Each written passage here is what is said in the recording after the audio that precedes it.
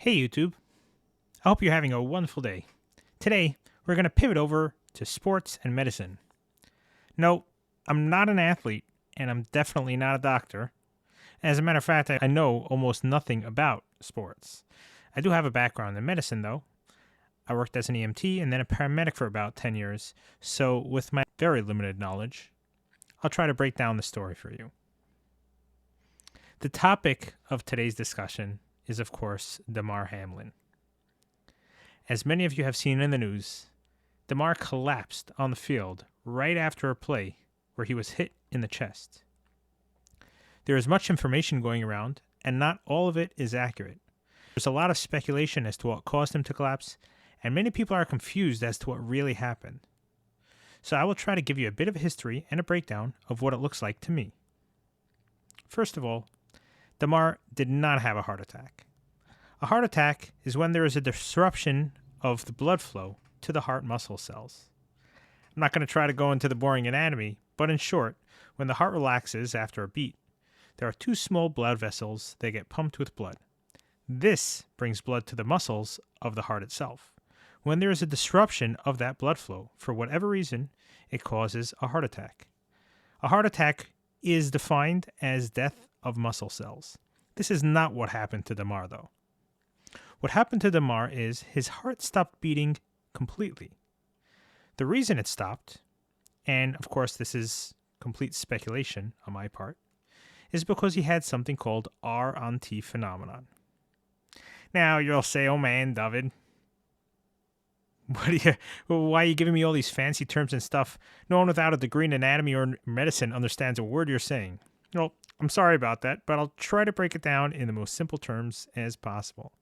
You see, when the heart beats, if you were to look at the electrical conductivity in the heart, you would see a large upward spike. This spike is called an R wave. Now, when the heart recharges to prepare for the next beat, there's also an upward spike, and this one is a smaller spike, which is called a T wave.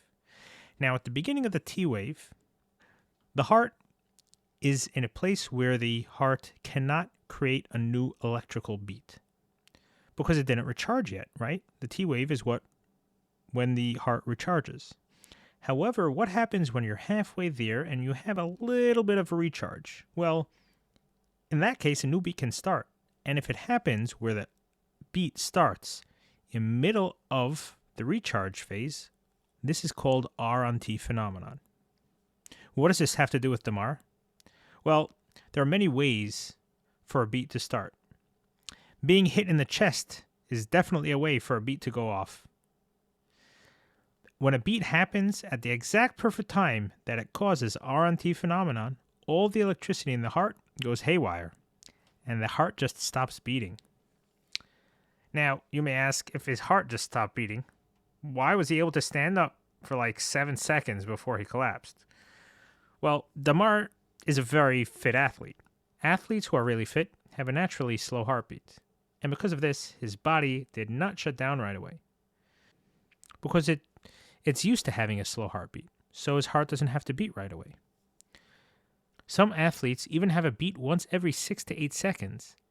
But once that time comes and the beat is missed, they drop very fast. This is what appears to have happened to Damar. As you can see, the paramedics were on the field very quickly and started doing CPR and defibrillation, which is an electric shock to the heart, right away, which may be what saved Damar's life. The EMS crew, field and hospital staff did an amazing job, and Damar may even make a full recovery.